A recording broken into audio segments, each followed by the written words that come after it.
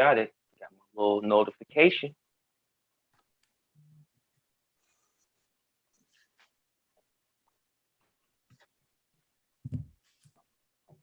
That, yep. Welcome. Hello, hello, Yes, hello. yes, we're back. We are back. We had a Yes, little vacation. yes, we had a little vacation. Um, as you can see, we do have a guest with us today. Yay. A But returning guest. before A a returning returning guest, guest. yes, a A returning returning guest. guest. And I'll make sure to leave a link to our last interview with Mr. Lee in the description after the show. But of course, like we do every week, we're just going to give everybody a little bit of time to come into the chat. So just sit back, grab a drink, relax, and just prepare yourself for a great show. Oh, yes. It is a Shameless little plug, humid. Leonard's down there looking all nice and calm and cool. right? It's so warm. Like it's not even warm, it's just humid. It's Oh, humid. yeah. It's very humid. Massachusetts, look at you. Hot. So yeah, we have a little chat group that comes in and they can't chat with you personally, but they'll be in the chat saying things and asking questions and Okay. doing Great. all those cool, great things. Whenever Casey is ready, I am ready. Yep. I'm just sending out the link. Everybody, like we always do, let us know how your week's been in the comment or in the chat. And again, shout out to all the usual suspects. Thank you guys. We got one more link to send out. Get that link. Get that link. Let's go. Oh, there we go. There we go. Post that. Yeah, take All your right, time. last one. Sorry about that. There Then we go. we're trying to get as many people out here. We No, get no, some no worries. No worries. because Right. we about to ask all of you guys for some money. Oh yeah, Mm, we're gonna put our And cash tell app y'all where link to not for in the you. bottom. Not for Oh, you. no. For the campaign. Shameless plug. How do you know? What? Don't put my Don't mind me. GoFundMe. I'm gonna put my GoFundMe in the I description. I need a new pair of alligator shoes. Exactly. Hey, Oh, people have asked for less. I need some hair products. Those things are expensive. Right. That's Oh, hilarious. but I am ready. If you I've, guys are ready, yes, we have been ready. Waiting all for right. you. There it is. So let's get into it. Welcome everybody returning, all the usual suspects. Welcome. For everybody, if this is your first time tuning in, welcome. We're a local online news show. We talk about local, national, and international. I'm your host, Aaron Casey. I'm on a quest Yes, and I'm hot. yes. And as you see, we do have a special guest with us today. We do have Mr. Leonard Blake Lee, who is running for City Council District 4, Boston, Mattapan, Roxbury. If you're in that area, this is the show and interview you guys want to see, get to learn more about Mr. Lee. So with that being said, Mr. Lee, if you can just give us a quick background. Um, what made you want to get into politics? Well, actually, I never wanted to be in politics. Raised Franklin Field Projects, 21 Ames Street, second floor.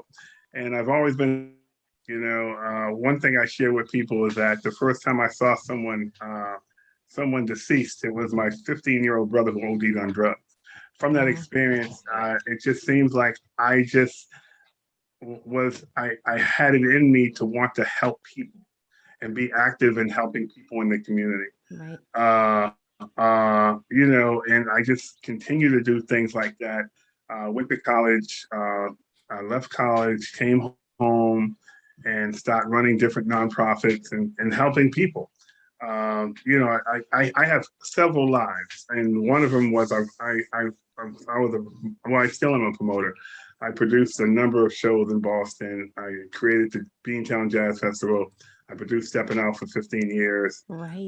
The Ebony Winter Gala, I produced that for about 8 years. I've done several concerts, the Wanks. I used to run the Wank Center in different venues throughout Boston. That was one life. And then I had another life, which was total nonprofit, helping people who look like me. Right. Running the Dorchester Neighborhood Service Center, running the Roxbury Y.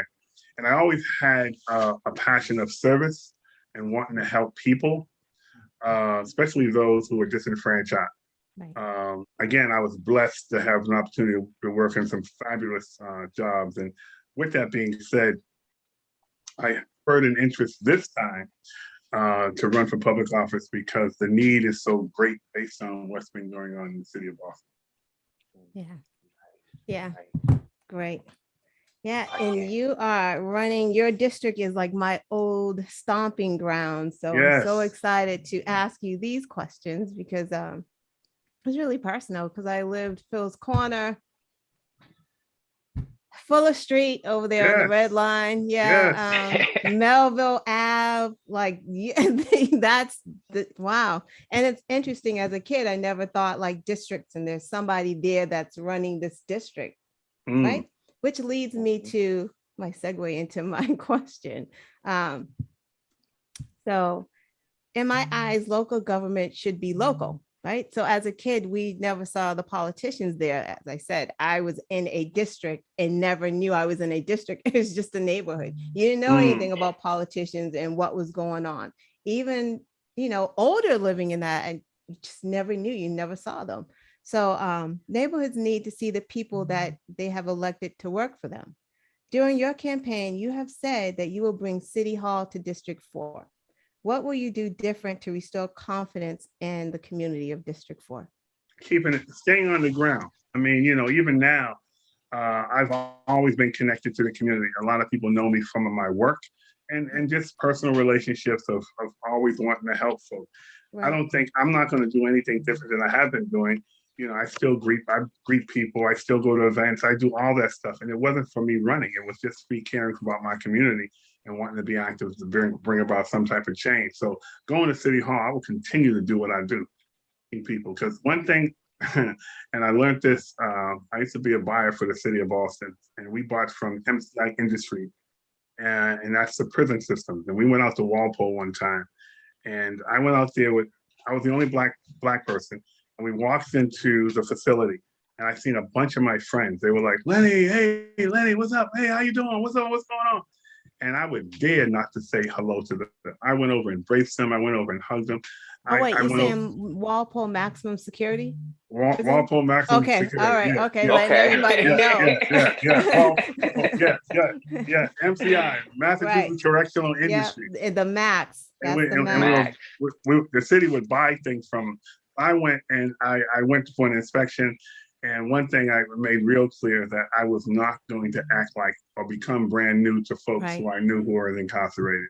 And I give that example because I say the same thing about the people who live in this community of making sure you stay grounded no matter where you go, how you are, and you don't become brand new. And now when I see Leonard, I go like, oh, I don't know her. I'm the city councilor. No. I go give you an embrace. How can I help? How can I be helpful? And it's really about doing the work on the ground. I will continue to do that and make those relationships. Those are key to making things happen. Right. So that's what I would do. I wouldn't become brand new. And to be honest with you, I know too many thugs who would not allow me to become brand new. Them dudes from them projects will wake you up real quick. Like, what you mean? I remember you eating them syrup sandwiches. Right? Because I made them for you. I was there. Right. Exactly. Don't y'all act like y'all don't know what syrup sandwiches out there. Right. Don't y'all act like y'all don't know. Those were good sandwiches. They hit the spot, man. Come on, everybody know about those. Exactly. But you keep it. I love how you're keeping it real because that's real. That's real. Right. No, it is real. That's real. It was good. Don't forget the mayonnaise and the lettuce sandwiches. You know what I'm saying? Oh my God. Right? I did Miracle Whip. It was Miracle Whip all the way. There was nothing like a Miracle Whip sandwich. Oh, right? Because you couldn't afford the meat no. sandwich. Oh boy, you must have lived in my building. No. Yeah. No, I lived in a building at Phil's Corner, 12 Oh, Arcadia Street. You kidding? oh Oh God. God! Before we bought the house on Fuller, we were on Arcadia Street. So Wow. wow, another segue. Speaking about houses. So again, I've watched the gentrification of District 4 for a long time. When I was young, there were the corner stores, the community activities, the block parties, but in came expensive restaurants, the bougie coffee shops. Black and brown folks were offered cash for their homes, and they took it, and they were replaced with condos. So now there's a rising homeless population as a result of this.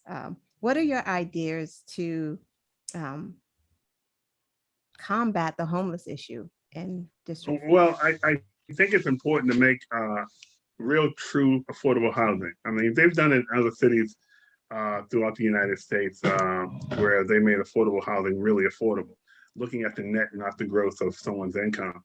But also making when developers are coming into our community, we make them accountable.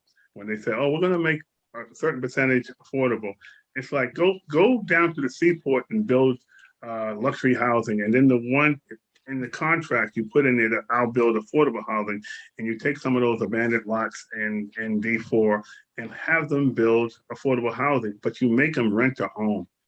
People have to be accountable also. We're not just going to put people in and say, here's a house. We want to make sure folks are committed to maintaining the property and maintaining the community once they have the opportunity to own a home. A lot of people make the mistake thinking that everybody wants a home. There are some people who like to be renters. So I say we should do the New York model, have co-op. I think co-ops could be a great model where people have an investment in the property, and when they sell only for a certain level, so that another person, low income, has the opportunity to own and live there as long as they like. I think making opportunities like that really talk about diversifying the ideas of affordable housing, because I hate when people sit around and talk about it, but at the end of the day, they're making deals with developers and they're building houses on 2x4 lots. And Right. I mean, I bought my house for $178,000. Now it's worth 1.4. And I'm saying to myself, my daughter can't afford to buy this house. I mean, she wants me to give it to her, but now forget about it. But no, it becomes really important to talk about that. But when you talk about affordable housing, you also got to talk about the taxes, because, there's a lot of seniors who own homes, and now the taxes are going up higher and higher and higher. And now they're going to be taxed out their homes. And a senior should be able to live in their homes, and they should be able to die in their homes if they want to, and not being forced out because they can't afford to pay the taxes, or some developers trying to push them out. I think we need to be more active. I think we need to be more in a collective way of doing this. And I think we need to look at the models that are working outside of Massachusetts, that affordable housing that's really working, like in Seattle, Washington, parts of Chicago, parts of Detroit, even though they have a major blight there. But I think there's opportunities where we can learn to do some pretty amazing things. But we got to make developers accountable, because they come through here and they'll knock down a 2-family and put up an 8-family in a drop of a hat. Yeah. Mm-hmm. They sure will. They sure In a will. heartbeat. And the Mhm. 3 families, they'll change into condos and Yep. then charge each unit would be like 400,000 for a Oh, unit. 400? Yeah. Oh Oh, no. okay. Okay. Okay. They're Around your they're area. like Yeah. 600. It's insane. It's insane. Insane. Who can afford that? Yes. I And keep then wondering where's someone getting $622,000 for a 2.5-bedroom condo. I'm like, right, that's over $500,000. That's right, insane. right. So you can't And the live in people that Boston. can afford those houses already have their own homes in gated communities, and they're doing fine. And it's like you have places where people can stay, but you price them out, but the people that can aren't. Like Yes. they're either staying somewhere else, they're commuting. So it's just it's a waste. Yes. I'm And it's sorry. I had hard to for, just no, it's fine because we No, had this that's it. conversation because it's hard for them. Even they're homeless because they can't afford. It's hard to find apartments, one in Boston in the city because they're all turning into condo units. They can't go out to the suburbs too far because the suburbs don't even have apartments. I was telling hmm a friend about this, how it's like so zoned out in the suburbs where they're not, you can't put up a 3-family in this place. You can't put apartment buildings here. Like it's only so far out that you can go where you can afford, but you hmm can't because you have to buy a house and you may hmm not be able to afford a house. Like it, and Right. then you're so far from Boston. How do you get to work? It's a horrible catch 22 here. And we could go on and on, but we won't Right. because I know that, that's just such a big problem in Massachusetts. Oh, No, it is. It really so is. it's so frustrating. I have a lot of conversations with a lot of coworkers about housing, and one of them just like, yo, it's so frustrating. Like he rips his hair out all the time talking Right. about it. So it's definitely an issue that a lot of people are talking about. You have grown men and women who have to be roommates because you So, can't afford it. No, I you're don't. so right. Yeah, it's awful. I'm just so happy I bought my house when I did because wow. So next, uh, there have been studies finding significant racial disparities in vehicular air pollution exposure around Boston. Black and brown folk are more likely to live near major roadways, especially in Boston, and it's a small, compacted area. Um, Air pollution can cause or exacerbate underlying health issues that increase the likelihood of dying from COVID. If you're elected, how would you combat environmental racism in Well, District 4? I will continue to do what I've been doing. We've had in District 4, there's been a lot of rock crushing companies, and we closed down 3 of them.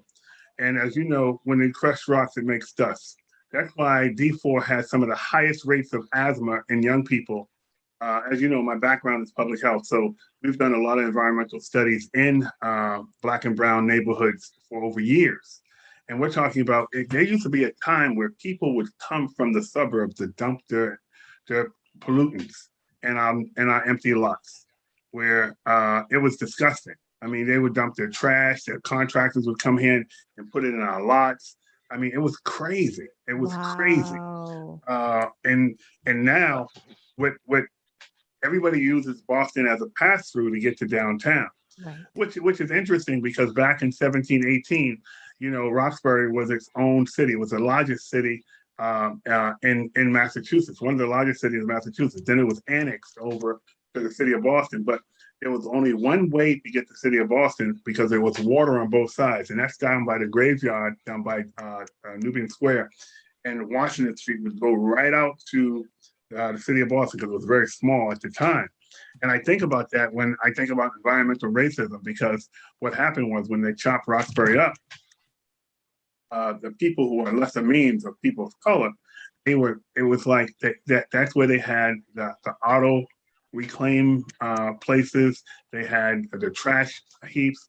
Everything was really, from an environmental standpoint, was really put in Black and brown communities. But we've been able, and I say we, working with Boston Public Health Commission and also working with the Department of Public Health of the state, because I was working for them, we fought a lot of that stuff to get rid of those risk factors, such as diabetes, high blood pressure, asthma, especially with our children. Our children had asthma levels that were off the chain. Right. But to your point, Leonard, it becomes really, really important that we're consistent with that because, as I said a second ago, a lot of cars and automobiles are cutting through Boston Yeah. to get to Yeah. downtown Boston. Right. In that, we get all their Right. pollutants. Right. And remember, as we talked about with housing, they're building housing, but they're not making green space. And Right. both of y'all know you have to have green space because green Right. space makes oxygen. Right. So therefore, if you notice, when you talk about environmental racism, you notice people who are affluent, you'll see a lot of green space. People who are Right. not, you'll see a lot of cement. Right. You'll see a lot of dense spaces. Bricks. I don't think that's not by design. It is. Right. Right. So what I would do is really fight for that and make sure we make people accountable, and also try to divert some of the traffic that comes right through the community. And of course, this may sound corny, but planting more trees and developing green spaces, I mean, that's part of the quality of life. Right. And if we don't have that, we're basically making poison pots of places to live, all being generated by money, all about the mighty dollar, but not thinking about how God has made this planet, and he made it so that trees, we exhale and trees inhale, and then trees exhale and we inhale what they have, and it's a reason for that, and it all helps with the quality of life. I mean, that goes into my whole beekeeping and natural foods and not GMOs and all that other stuff. But when you're talking about it within the city environment and environmental racism, you really got to look how people set it up with brown and black people in the city, especially in Boston. And no, absolutely. Like I say it all the time. Half the issues that Black and brown people have that they put on us, like, hypertension, different cancers, it's from our living conditions. It has never, it's not a hereditary thing. It is not what we are eating. They're eating the same things. No, it's coming from, as you said, the brick, the concrete, the mortar, those projects. There aren't any trees anywhere. In heat waves, who's having the heat strokes? Is the Black and brown folks, because there are no sprinklers, right? There where you can't even go to a sprinkler. Where in Boston is there a sprinkler? I know I can go up the street. There's a community center, and outside the kids have there's a little water park there that the kids can go in the heat. Where is that in Boston? You don't see it. And that's why we're out here just dying, but I digress. what you got, Kate? Because I can go on forever with that. That is ridiculous. Like I can't stand it. And it's interesting because you can also talk about the food deserts and you look at the type of food that are in the bodegas, the little sugary drinks and all that's by design. I mean, you can get one of those little sugary drinks cheaper than you can get a bottle of water. I mean, that's insane. And so you think to a little kid, kid's 11 years old, he has diabetes. You're like, what? You never heard of anything ridiculous like that back in the day. But why is that? Why is that cheaper? Because because they want to give you that new crack, and the new crack is sugar. And it's crazy because the components of that sugary drink are more than in the water. The water is water. It's just water. That's costing you $2 or $3, and sugary drink is 99 cents, and it's got sugar. Whatever that coloring is, just whatever. I don't know. What you got, Casey? Because I'll keep going. No, I'm with you on that. I'm with you. Hey, everybody, healthy eating. That's the message that we're trying to say. Eat healthy. Just to sum that up, try to eat healthy. Plant your own gardens. Yes. Right? That's trying. But before I get into my questions, I know I say this a lot, everybody that tunes in on regular, but this is why we have people like this on the show. Someone that understands the issues that we go through, issues that really affect the community, and having ideas and solutions to help solve that. So this is very important. So please, this is your first reminder. Like, share, subscribe. Hit that notification bell, all that. Thank you. Now back to the interview. So thank you again, Mr. Lee. I had to transition all that. But again, thank you for joining us. My first question is on your website, one of your platforms is youth and violence and gang prevention. And we've been talking about Roxbury, environmental issues, things like that, and how it affects people. But let's talk about the people as well. We have had the honor of interviewing different candidates from across this country. And from all the interviews that we've done, you're the only person that I've seen to have that on your platform. If you can explain what that is for the viewers, and why is it important to have that as part of your platform? Well, first and foremost, in the different positions that I've had in running a community center, I buried about 34 young people, and 4 of them were my nephews from youth violence. And I take this very personal for me because people make assumptions about young people, so they don't talk with them, they don't connect with them, they don't share with them. And I was raised by 5 women, and I had 4 brothers and my mother. And those women employed upon me about responsibility, not only for myself but just for others, and how to handle women. And not taking anything away from my brothers, but now you see a lot of women raising young boys, and 9 times out of 10 they don't have a male influencer in their life, and so therefore they wind up wilding out at some level because they're confused. And I always challenge people, especially those who are running for office. I always ask them, do you talk to the kid with the hood on his head? And I ain't gonna talk to him, he's a gang member. I said, it's amazing how now people say folks are gang members. Anybody more than 3 people, they're a gang member. And I'm going like, I used to hang with 5 dudes. I guess we must have been the biggest gang in the project. But no one would never refer to us as gang. They would say, oh, that's Alvin, Leonard, Harold, they're just hanging out. And I think sometimes we're part of the problem by stigmatizing some incredible, talented young people, right, who wind up being something that they're not. I mean, recently, about a year and a half ago, I came home early from work, and I share this story a lot for a reason. I came home early from work, and I was sitting in my den, and I heard someone say, "Put the gun down." So I look out my window, and I see a young man with a brown Glock and 2 police officers on bike. I push the screen out my window, and I start screaming at him, saying, "Hey, listen, put the gun down, put the gun down. Man, put that gun down. They're gonna kill you, man. Put the gun down." The kid was petrified. He was petrified. Walked back a couple of steps.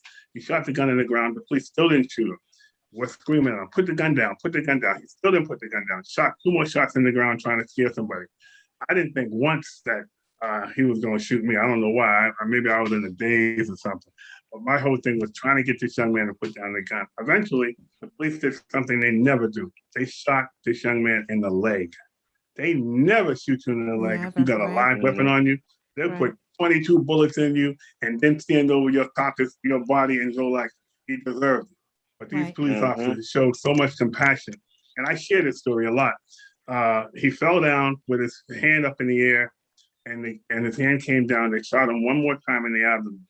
I run out of my house. They run down. He tries to give him CPR, and the young man dies.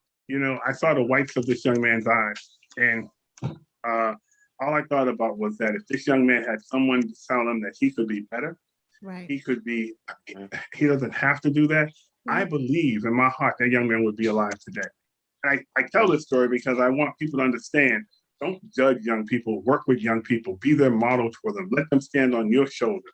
right. That's half the battle. Everyone's judging our young people and not sitting up there committing to them because you don't know what they have to deal with. The mother might have 3 jobs that she's trying to raise 6 kids by herself. No one talks about those dynamics and how does a kid get to that point of carrying guns. Right. And don't get me wrong, I don't want to put anyone in harm's way. We have to make a commitment to young people like we've never had before, making sure that they're employed, making sure that if they have any types of additional needs in school, that they're being supported. Dang on shame when you look at, go down to the McKinley School in the South End and look at, it's a special needs school, and 80% of the kids are Black and brown boys. And it's not by accident, that's by design. So I always challenge people when we talk about youth violence. I always challenge people. I say, listen, when was the last time you talked to a young man? If you see a bunch of kids on a corner store, you'll cross the street. But I think it's ironic. I have a friend, she happens to be white. She never crossed the street. She walks right by me, and you know what she does? She acknowledges their existence by saying hello. And what we do, some of us, not all of us, we cross the street and act like they're animals. Right. And so all I'm saying, and it may sound a little corny, all I'm saying is we got to understand how to hug somebody. Right. Yeah. No, it doesn't sound corny. It's right. I'm a firm believer of the little things make a big difference. Yes. And it's those little things like that acknowledgement, that recognition. Hello, how you doing? Those little things, in the bigger scheme of things, it may not make a big impact. But if enough people did those little things, it would make an impact. You're dang all right. And it might brighten that person's day. Like, That's right. Hey, how you doing? hello, how's your day going? It's those little things that help. And anything, I love our community, and the good and bad. And if we can do whatever we can to better, you Mm, know, us as a community, you know, men and women, I'm all for it. And if it needs to start with a hello, how you doing today? Or just a smile, I will do that till I die. Just to get that out there, just to put that out there. So I definitely that's not corny. I'm with you. I back that 1,000%. Yeah, it's not corny So at all. And as you said, it's by design. It's like hmm it's a struggle from the time these black and brown, especially boys, are born and put into the schools because, and I had this issue, and I'll be real quick. They always wanted to put my son on some medication. woo, yes, All indeed. Yes, right. At the school yes. is always trying to put some black and brown kid, especially boys, on medication because they learn differently. And I'm like, he Yes. doesn't need medication. You Right. need to teach him differently. And I'm going to Right. teach you how to teach my son. Right. Right. And it was a charter school. So they were just starting. So they didn't have a gym. They didn't have those things. And I'm like, he doesn't have ADD because when he's home, he's not bouncing off the walls. You guys have him going the whole day with no breaks in between. So, like, we devised a plan where he was able to raise his hand, and he was young too, go to the nurse and jump rope, right? Just to get that energy off Right. and That's then right. go back to the class. And like that simple thing made a big difference with him. So it's that's another piece. It's like, as parents, we have to also demand that Right. That's right. teachers teach our children properly, demand that like the community is embracing our kids. I'm going to demand that you do that for my kids. I just am. Well, it's interesting, Yeah. and I wish there was more mothers like you, because you get it, and because your son has an advocate, you will make sure that he doesn't get put into. And I all was kids don't have advocates, a right? lot of them don't, and Right. I was a foster care parent when I was 22. I took my nephew; he was 2, and my sister was addicted to crack cocaine. So I didn't want him going to the state because, well, I didn't want my mother to raise him, so I took him, and he was born drug addicted, and he was in sped, and they tried to put him on medication. I said, nah, nah. I would challenge them and said, you're telling me you can't teach him? And they would never say that. And I said, I'm not putting him on medication. You've been trained to teach children, Right. not a child, Yep. children. Right. And so if you're telling me you can't do it, that means either you need to quit and need to find somebody who can teach my child. And I just remember over and over and over again advocating for my nephew. I mean, he's 30-something years old now, but I just imagine the parents who don't have, who put all their trust in a system that has failed and people who really don't care. Right. Because they'll give, McKinley's a good example. 80% of the kids down there on medication, and they look like us. And Right. if we don't fight about that, and I tell people all the time, let me get in City Hall because I'm gonna make some noise about the McKinley. I'm gonna go down there and visit. I'm gonna hang out with them. I'm gonna let folks know that we need advocates for these kids. Right. We're putting them, and all we're doing is setting them up to get into the prison system, which is insane, which is totally insane. So around your youth piece, my whole piece, that's one of the things that's dear to my heart. I've written policy on it, statewide, the Safe and Successful Initiative, the policy that I wrote, which is still being used by Governor Baker. I've spoken at length at Harvard about youth violence. I have people coming in from the State Department from around the world talking to me about how should we be working with young people. And I tell people the same thing. And it's something that we were talking about a second ago. It's just showing some unconditional love for these kids. A lot of these kids don't get that. Right. And I tell kids all the time, love you, man, love you. One dude said to me, well, you don't know me to love me. And I always say, I still love you though. Yeah. Yeah. Right. I think that language, especially coming from a man, is important because a lot of times young people have butt heads with men because they're not being raised by men. And so they butt heads because they have no reference point of a good relationship with a man, unless it's an uncle or unless it's a friend or something like that. But for the most part, they don't have that, man. They don't. And so it's good when you have programs like Being a Man and Brothers Keeper and stuff like that. But for the real, it's really how do we make sure we keep, and I'm not taking anything away from the girls. I want to be really clear about it. I'm just saying, when people say girl power, I say boy power because the girls need the boys and the boys need the girls. I'm not gonna raise my girls and then they can't find a man to love and marry and because I was so focused on raising and doing everything for the girls, I forgot about the boys. It's a twofold thing, and that's one thing that I try to promote everything I do to make sure people understand because sometimes they pit us against each other. They do. Which is not a good thing. Right. Nah. I agree. I won't. I would get into that particular aspect, but I won't. We'll definitely be here all day. But I love that statement and sentiment.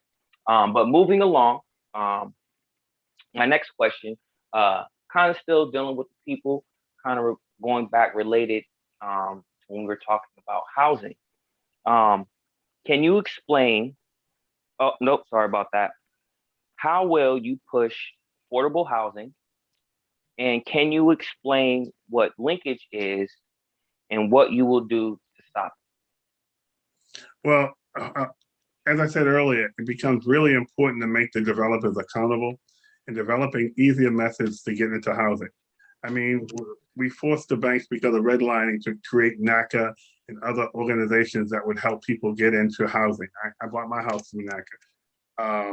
They have a lot of flaws to their programming, but they did get me into a house at an early age, and I commend that. But we need to do more programs like that, and they shouldn't have to come about after the banks get caught redlining people of color. It should be part of the norm. And one of the things my voice will be heard is making sure how do we make this part of the breadth of conversation with those who are trying to get into home, trying to buy their own home or condo or whatever.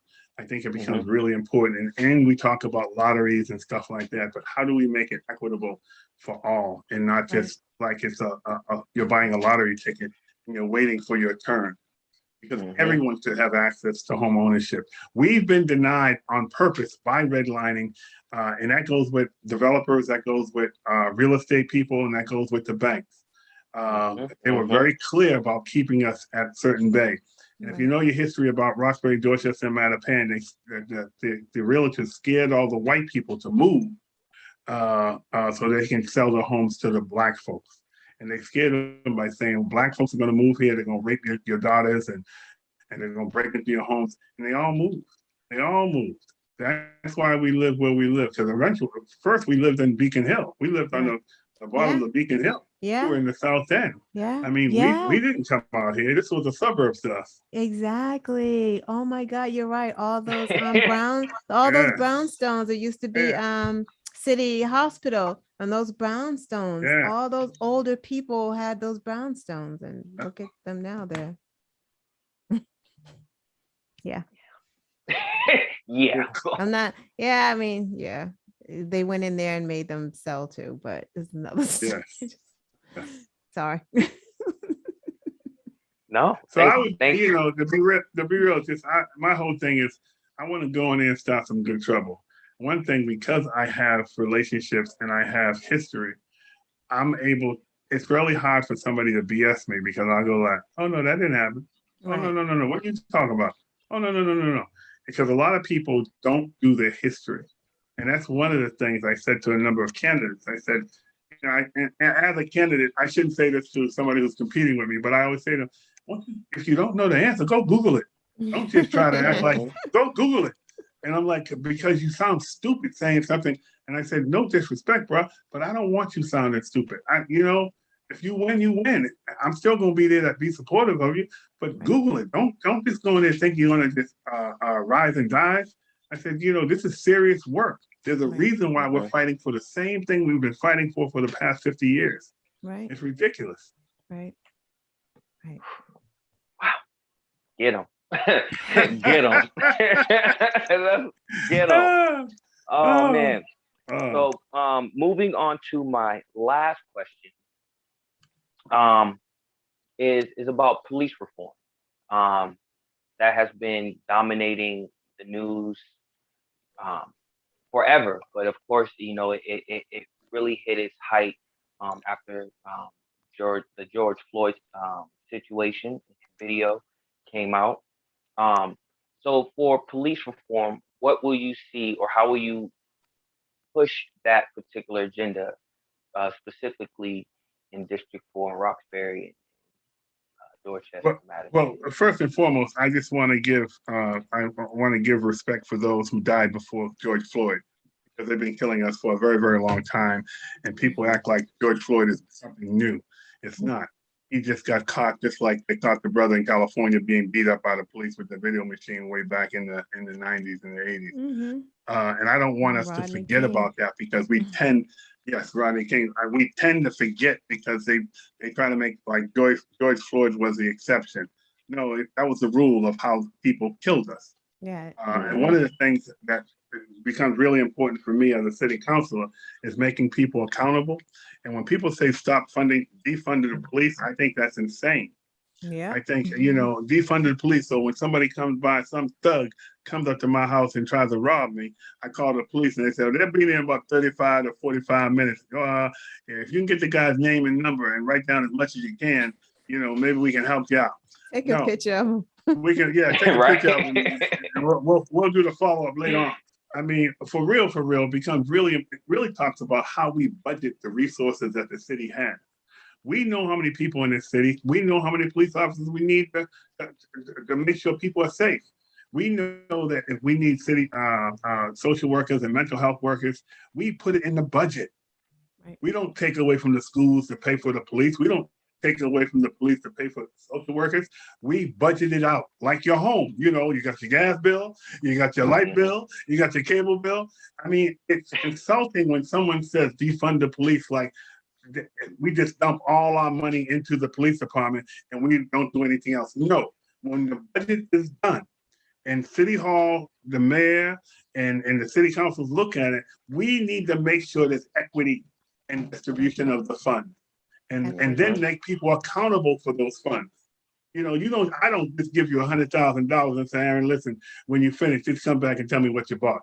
No, I want to know how you bought it, who it impacted, what's going to happen. And if we don't have enough money because of an uptick, because we got a pandemic, next year we have to do this. It's not rocket science, but it's a diversion when people talk about defunding the police, because we need public safety. Right.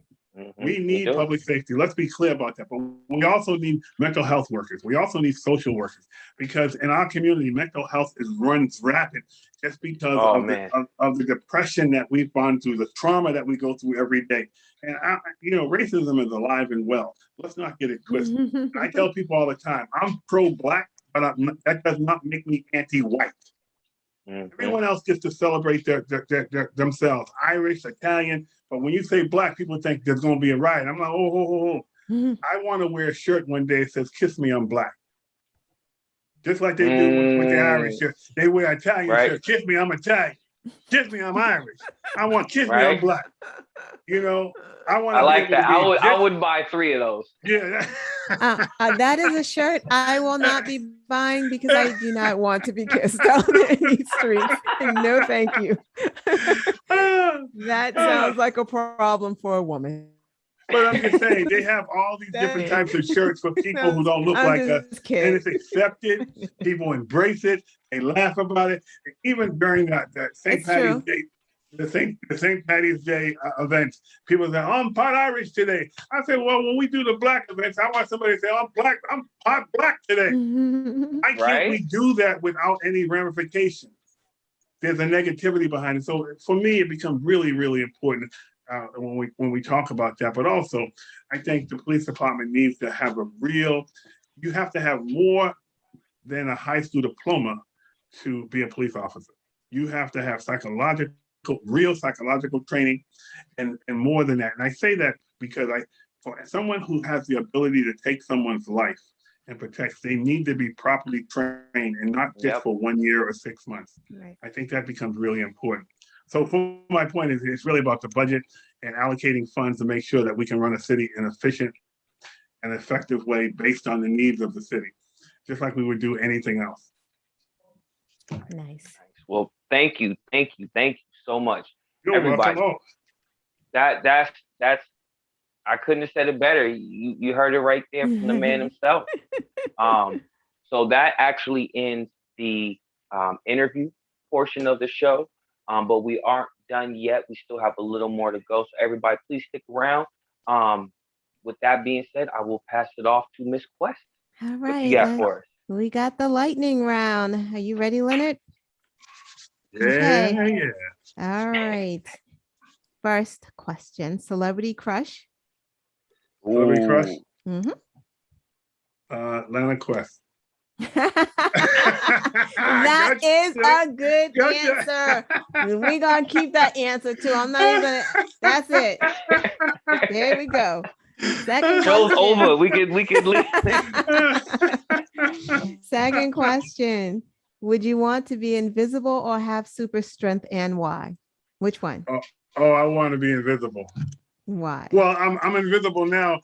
I mean, I've been in an elevator and they act like they didn't see me. They were talking about black people. That is true. Yeah, black people are invisible unless you're in front of the police. That's right. That's right. Okay. Let's see. Favorite city in the U.S. Favorite city in the U.S. I would say Seattle, Washington. Nice. Why? Because it's green. It's really nature. You have Mount Rainier. You can see it's really beautiful. I like the outdoors. I'm a big skier, and I just that part of the country is kind of cool. But I love New England because I ski. Right. I ski a lot. I like the outdoor type of thing. Shout out to Seattle. I used to live out there, so I used to go hiking. Did you? I did, and we used to go hiking in Mount Rainier. I love it. It's beautiful outdoors. Wow. You got the mountains surrounding. You got Puget Sound. Love it. So shout out to Seattle.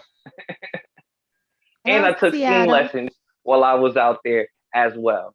All right. So yeah, I'm with you on that. All right. Nice. Would you rather speak every language in the world or be able to talk to animals? I want to speak to any. I don't want to talk to animals. I want to speak every language in the world. I already speak to animals. Yeah, I always speak to animals. Okay, favorite cologne. What's that? Oh, it's an Asian. Oh, Miki. Oh. Oh Lord. Do you wear it? But you know, when you're used to buying it, you just buy it. Right. You don't even think of the name anymore. No, I get it. It's a Japanese fragrance. Anyone in the chat know this fragrance? Type it in there, please. Yes. I'm kind of curious. I want to know what it is now. Shoot. Yeah. No, give me some. I never even thought about that. Japan makes fragrance. Always like the Europe and all of that. But wow, I want to know now. I hope the chat knows. Someone said Old Spice. Oh my! No. That's like Old English. Remember the Old English? I remember my brothers had Old English, and I would steal it and put it on. There was another one too. Aqua Blue? No, Aqua Blue. Is it Aramis. Aqua Blue? Remember Aramis? Oh yeah, that was the one we thought was expensive. We made it. We made it. I got the Aramis on. Got the Chanel number 5 in the Aramis. I'm like, dude, that's hilarious. All right, name something you wouldn't mind eating for a week. I'm a huge foodie.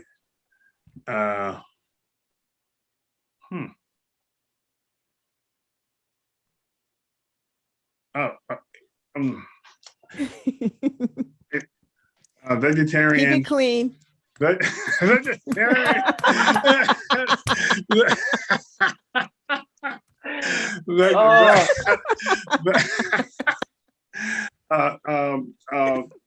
I love mushrooms.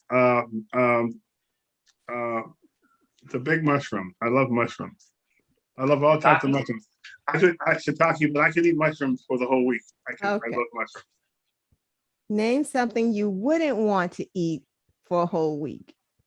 Oh, Keep it clean. liver, Yeah. Hmm. liver. All right. Final question. If you could erect a statue in your district, who would it be of and why?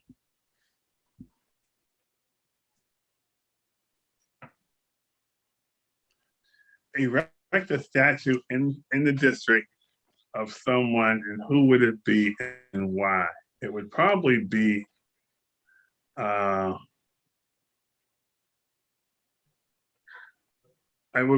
Booker T. Washington. And the reason being because Booker T was a brilliant man. And he talked about agriculture and science, and it really resonates to today around STEM and stuff like that. And him being involved with Tuskegee, it talks about self-sufficiency and us educating and excellence. And I think excellence is something that we need to really focus on as a people, being able to move. So I would say Booker T. I like that answer. I like That that. is I my like last that. question. Thank you, Leonard. That was Thank awesome. And you, I'm so thank you. happy to be your celebrity crush. I don't know what makes me more happy to Right? be your crush or to be a celebrity. You are a celebrity. You are a celebrity. Are you kidding me? Come What's up, People on. News? Come on, Yeah. stop. Oh I'm my gonna start the God. fan club. Don't worry. Yeah. Yes. Get in line, Leonard. Okay. I'm Okay. kidding. You gonna close out, Casey? Yeah, no, everybody, thank you. Everybody for tuning in. A special thank you to Mr. Leonard Blake Lee. Again, at the end of the show, once the show ends, I'll make sure to have all his information in the description. But before I close out, Mr. Lee, is there any websites or anything that you wanted to tell the people where they can reach you or anything like that? Websites, social medias, emails. Well, you can find more about me on the website www.leonardleeforcitycouncil.com. I only ask one thing, and that one thing is around TMI, and that is to hug and embrace a young person and let them know what you know. Let them know that you love and you care for them. And I say TMI because it's touch, move, and inspire, because you will be amazed how something that simple can motivate a young person to be more, do more, and say more. Yeah, that's amazing. It's funny. My daughter said that people need 16 hugs a day. She told me that today. She said she read it somewhere. Hey, and I like that number. That's yeah. I want to make that the mantra of your fan club. In order to join, you have to do 16 hugs a day. I and you wouldn't got to bring mind proof that. of purchase. Yeah, you got to bring proof of purchase, and you have to bring your vaccination card. Yeah. Don't forget. No. That's true. Well, thank you, Leonard. Thank you, everyone. Don't forget to share this video, hit that like button and all that good stuff. Have a good weekend, guys. Thank you again, Leonard. We'll see you later. He has frozen. Oh, you're unfrozen. Yes. Oh. Oh, there we go. There we go. Yeah, there you are. Yes, we will. There see you you. are. We will see you later. Good luck. Thank you. Thank you. I appreciate y'all. Luck. Yeah, I appreciate you too. Y'all. Definitely. Gosh. Yes. Thank you. All Bye, right. guys. All right, everybody. Have a good night. We'll see you next week. God bless. Thank you. You too. All right.